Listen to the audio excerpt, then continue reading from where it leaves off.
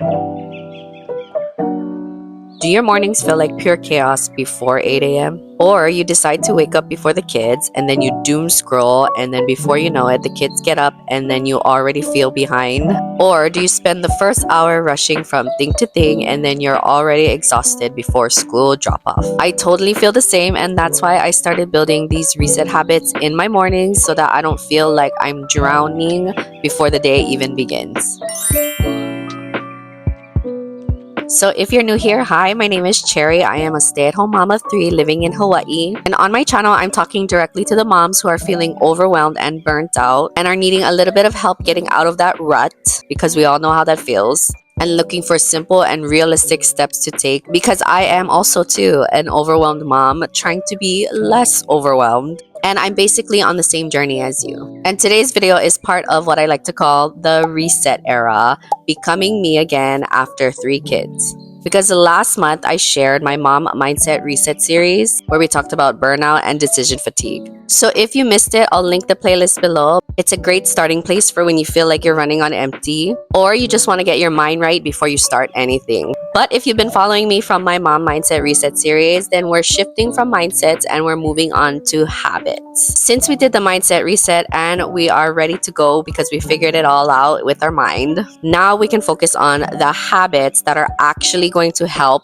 with being less overwhelmed and feeling more like ourselves again. So today I'm going to be sharing with you the 8 morning reset habits that I do so that I don't feel so rushed. So grab your coffee, grab your tea, whatever you want to drink, and let's get to the video. Please bear with me, my voice is a little raspy and it sounds a little manly, not gonna lie, and that's because I'm getting over a really bad cold, but I'm not gonna let this cold stop me from showing up for myself, showing up for you, because we are all committed on this journey to feeling less overwhelmed. And how are we gonna do that if we don't show up? Even though I was sick, and I get that, and we need to rest, and I did. I took like a nice 3-day sabbatical, if you will. I took some time off. I didn't really go onto social media or anything like that. And so now I'm here and I'm ready and I'm excited to be sharing this the reset era, becoming me again after 3 kids, because I know there's a lot of us that are similar in that way, where we feel like we lost ourselves and we just need like a reset. We need to refresh ourselves. We need to learn and unlearn some things. And this is one of the great places to start. So without further ado, enough yapping, let's get to the 8 habits. Honestly, mornings start the night before. And if you've listened to 1,000,001 self-help podcasts like I have, or self-improvement podcasts, you've probably heard that saying that the mornings start at night. And I totally agree with this. I've actually been doing this habit for a very long time now, since my boys have been going to school. And prepping the night before is the ultimate game changer in any morning routine. So basically the habit is you lay out the clothes for the next day. It could be like your workout clothes, your kids' school clothes. You can either pack the lunches or set out the lunch boxes. Get the water bottles ready for the next day, the mugs for the coffee and the tea in the morning, the backpacks out right by the door. Set up any and everything that you can the night before, because it will save you so much time, but it'll also lessen the decision fatigue. We already have thousands of tiny decisions that we have to make every day, especially right in the morning when the kids wake up.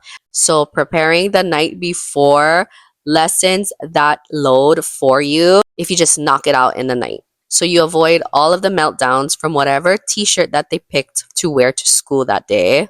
And then the kids already know where their backpacks are, where their shoes are, where their socks are, so that I don't have to be yelling at them right in the morning. And it's not just for the kids, it can also be for you. If you lay out your clothes for the next day, that's already figured out for you too, so you don't have to think about it right in the morning.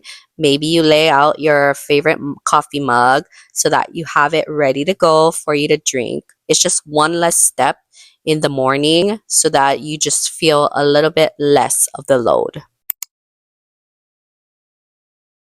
You don't have to wake up at 5 a.m. and start a whole ritual of working out, taking your supplements, and getting your skincare in. No, I'm not talking about waking up too early. Even though that is the goal, We're starting at level 1. And if you want to get a head start in the morning, getting up before the kids is key. 15 minutes. Literally set your alarm for 15 minutes before whenever your kids wake up or start getting up. For me, I get up at least 90 minutes before my kids because I have a lot of things that I want to accomplish alone in the quiet and in my own mind, because when the kids get up, it just gets too crazy and I can't really focus on myself when they're already up. So I dedicate 90 minutes before getting up or before the kids get up, just because that's how I function better throughout the day.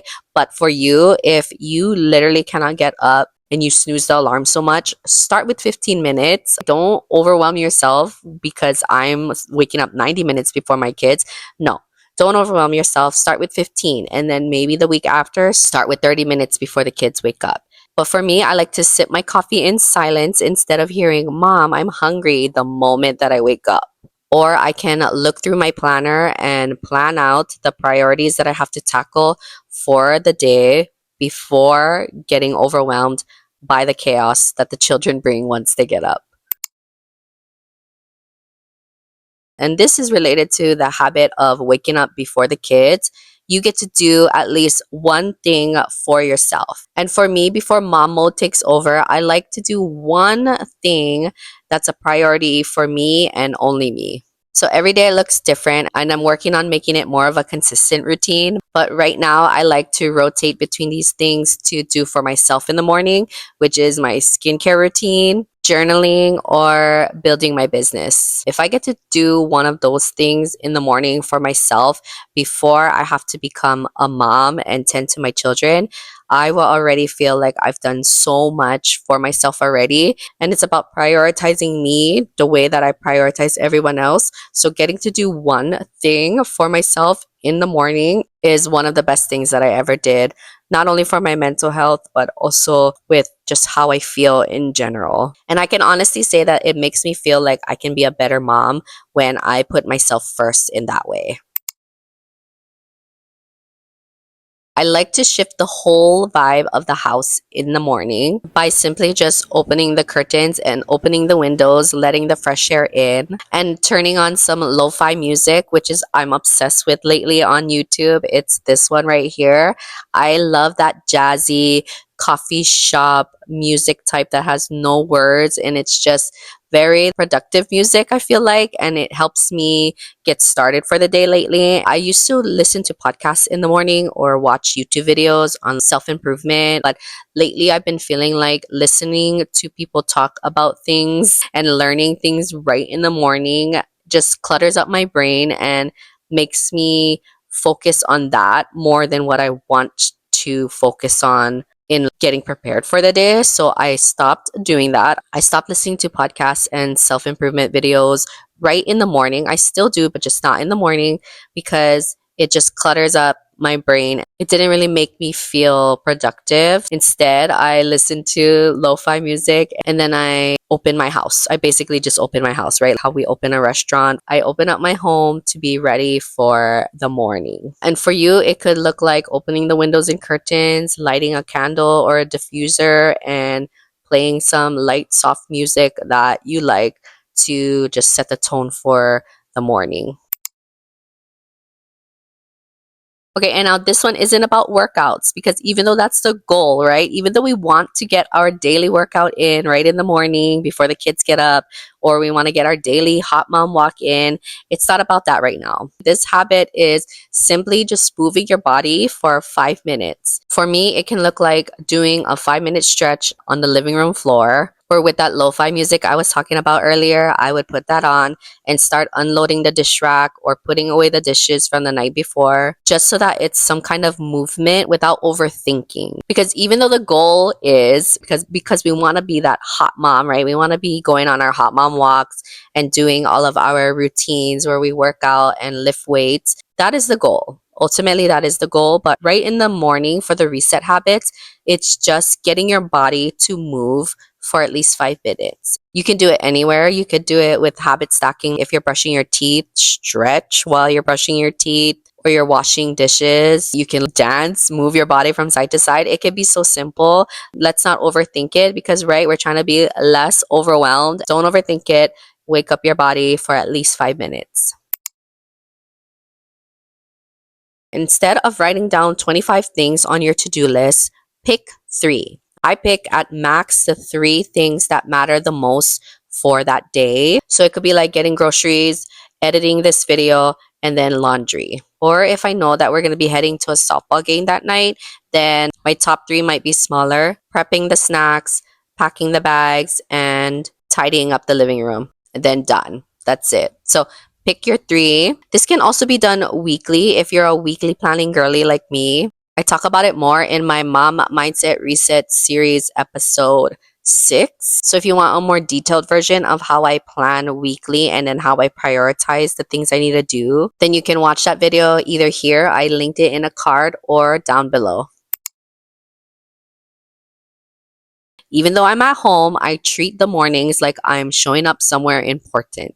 So changing out of my pajamas into a nice, cute, cozy outfit and just being more intentional with the way that I look, like getting my hair done or putting on makeup, because it shifts me into the slouchy, lazy mode that we get when we wear our pajamas all day, and into let's do this mode, a more productive mode. And I wasn't always like this. I only started incorporating this habit recently, maybe within the beginning of the year, but it has been a game changer because it really does shift the mood that you feel. Whatever you're wearing, the way that you present yourself definitely plays a big part in how you're going to show up for the day. Because literally, like me right now, I am probably only 75% better from my cold that I'm recovering from. But this is the first time that I put on makeup, did my hair, and got dressed in the last couple of days. And I already felt so much better. And I knew that I was going to get a lot more things done looking this way versus if I just stayed in my jammies, rotting on the couch again, watching documentaries on Netflix. It's okay to do that, right? Especially when you are not feeling well. But, right, on your day to day, when you're ready to start taking care of the kids, start doing your job, going to work, getting ready for work is probably the biggest life hack that I would tell any stay at home parent to do, because it will definitely shift the mood and it can make you feel a whole lot better. And before the day gets away from me, I try to connect with each of my children, even if it's just for 1 minute. It could be just sitting down with them at breakfast and asking them what they're excited to do for the day. Or it could be just cuddling on the couch with them while they're just waking up and me telling them how much I love them and how much I'm going to miss them today. Or for my baby girl, obviously, I just literally just play with her with one of her toys for a minute before I get everything started with packing up the boys' lunch for school. These small, tiny connections that you make with your children or your child, if you're just a parent to one, it makes a difference in the way that you feel. And it also makes a difference with the way that they feel starting out right in the morning. Because who wants to wake up to a grouchy mom? I know my kids have woken up to mom being hella grouchy so many times. And that's why I created this series on my channel. That's why I started to show up better for myself, because I don't want to be that moody mom that is expressing what I feel inside to them on the outside, if that makes sense, like projecting. And if you can't relate to that, basically looks like if I don't know how to regulate myself, I will take it out on my kids. So I'm learning to step back, to slow down, and I'm learning to be in tune with myself and my mind so that I can be present with my children and so that I can actually make connections like this with them instead of reacting all morning. And this is really the start of how to get out of that reacting phase, because I was always a very reactive mother, especially in the peak of postpartum, the newborn trenches. But even after, my daughter is almost 10 months now, and she's my third one, right? You would think that I know how to regulate my emotions, but I don't. It's still a learning process. They say that it takes 2 years for a mom to truly become herself after having a child, but I've had 3 kids every 2 years. So it's like I have to restart every time. And that's why I'm starting here with you. And this habit of connecting with your children, even if it's just for a short time, is super effective. And it takes very minimal thinking.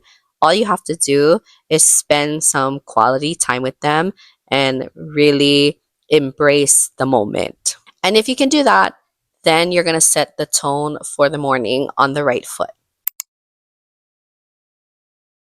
These habits aren't about perfection, they're about support. They tell my brain that we're okay. And even if the rest of the day is messy, because you're a mom and it gets messy sometimes, having these habits just make mornings feel lighter and not so rushed.